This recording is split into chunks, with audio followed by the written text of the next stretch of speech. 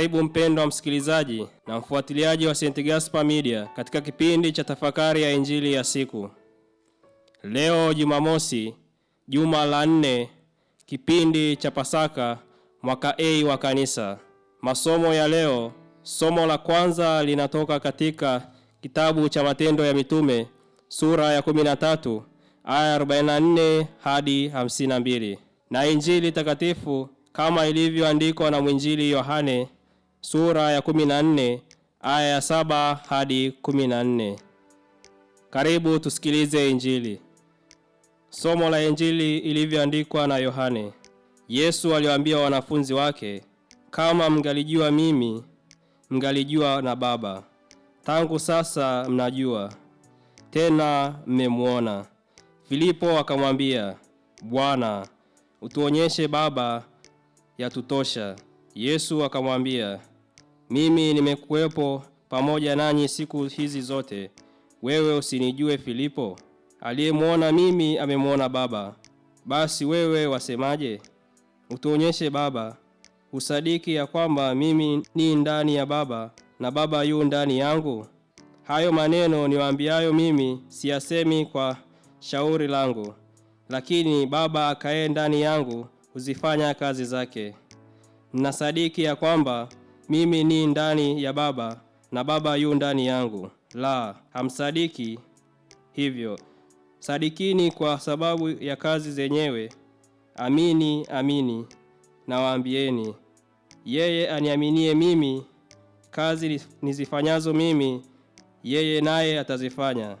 Naam, na kubwa kuliko hizo atafanya, kwa kuwa mimi naenda kwa Baba, nanyi mkimwomba lolote kwa jina langu, hilo nitalifanya, ili Baba atukuzwe ndani ya Mwana. Mkiniomba neno lolote kwa jina langu, nitalifanya. Neno la Bwana.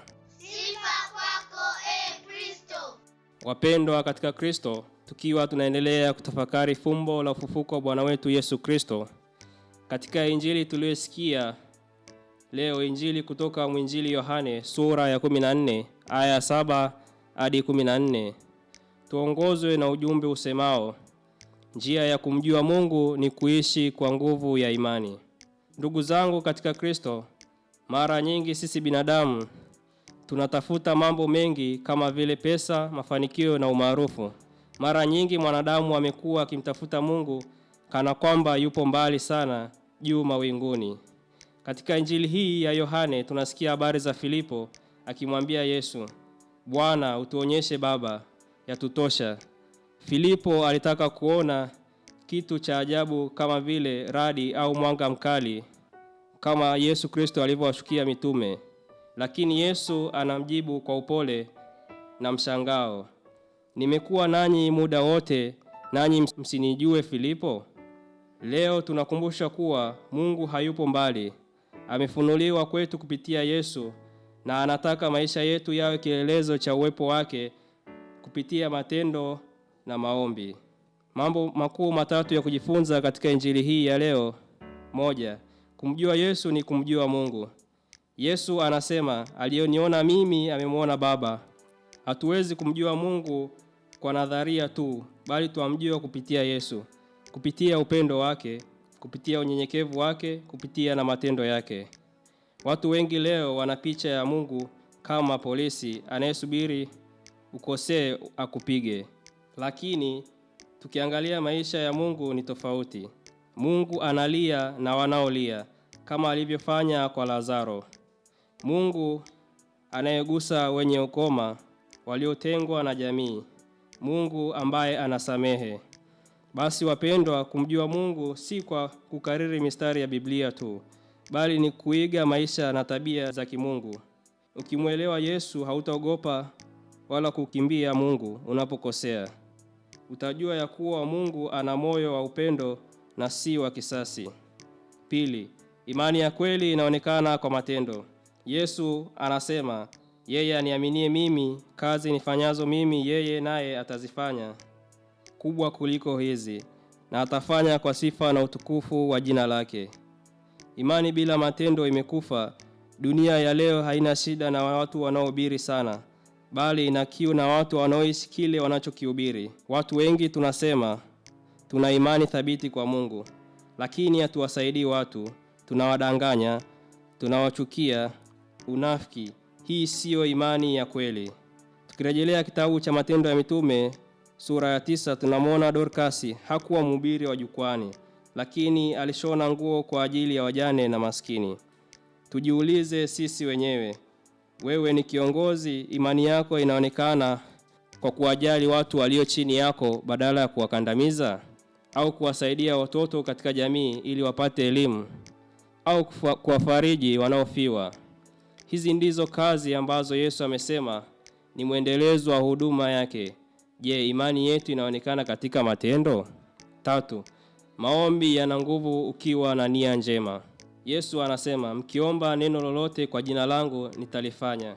Maombi siyo maneno tu, bali ni mawasiliano ya kweli na Mungu. Watu wengi tunatumia jina la Yesu kama ufunguo wa kutupatia vitu vinavyobinafsisha. Lakini tukiomba kwa jina la Yesu ni kuomba kulingana na tabia ya mapenzi ya Yesu. Tujiulize kwa nini maombi mengi hayajibiwi. Kitabu cha Yakobo sura ya 4 aya ya 3 inasema, mwaomba wala hampati kwa sababu mwaomba vibaya ili mvitumie kwa tamaa zenu. Ukimwomba Mungu akusaidie upate gari au mali ili waonyeshe majirani kwa kuwa umebarikiwa, na kuwaza kuwadharau wasio na mali. Lakini tukumbuke, sio maombi yote hujibiwa kwa sababu binafsi, bali Mungu hujibu yale yenye kusudi na nia njema.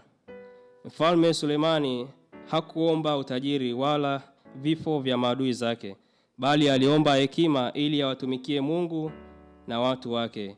Kwa sababu nia yake ilikuwa njema, Mungu alimpa hekima na utajiri juu yake. Wapendwa katika Kristo, maombi ya kweli yanapaswa kutubadilisha sisi kwanza kabla hajabadilisha mazingira yetu. Tunapopiga magoti tujiulize, je, hiki ninachomuomba Mungu kinaleta utukufu kwa Mungu au kwa ajili ya sifa zangu? Maombi yenye nia njema ni yale yanayotafuta suluhu na matatizo ya kibinadamu na kukuza ufalme wa Mungu kwa upendo wa Mungu Baba.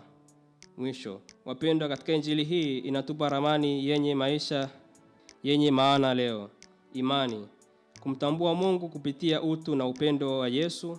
Matendo mema, tuwe mikono na miguu ya Yesu hapa duniani, kazini, sokoni, majumbani.